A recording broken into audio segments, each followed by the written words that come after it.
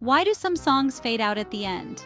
If you're curious about the secrets behind your favorite music, don't forget to like, subscribe, and share for more fascinating music insights.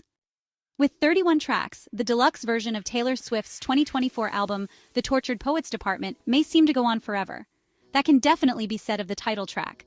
Rather than come to a definitive conclusion, The Tortured Poets Department employs what's known as a fade-out, where the song gets gradually quieter and quieter in the closing seconds until the track is over.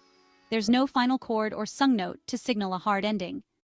Some younger Swifties may be tempted to credit their girl with inventing this technique, and indeed, Swift has used it throughout her career, as one intrepid Redditor has documented.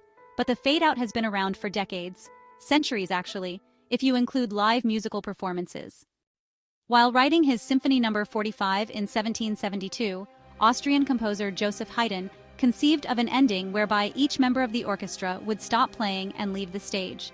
This had the effect of slowly lowering the volume until the piece was finished. Similarly, while presenting his orchestral suite, The Planets, in 1918, English composer Gustav Holst positioned a female chorus in a room adjacent to the stage. Toward the piece's conclusion, the door to the room was slowly closed, dampening the sound until there was silence. The fade-out wasn't really a thing in the early decades of recorded music because, back then, sonic vibrations were cut straight onto wax discs. In order to achieve a fade-out, the musicians themselves would have needed to gently decrease the volume of their instruments. It was only with the advent of magnetic tape recording in the 1950s that it became possible to fade a song out simply by pulling the faders on the mixing board. So, why was the fade-out invented in the first place? There are actually many explanations, as NPR learned in 2010 when they asked a panel of experts. Some, like author and historian Nolan Porterfield, believe it was the result of songwriters being unable to think of good endings or simply liking the sound of the fade. Others, like producer and engineer Elliot Mazer, suggest the fade-out was a means of getting a song's hook stuck in listeners' heads, since the tactic is generally used on the chorus section. The consensus, however, seems to be that the fade-out was invented to appease radio programmers.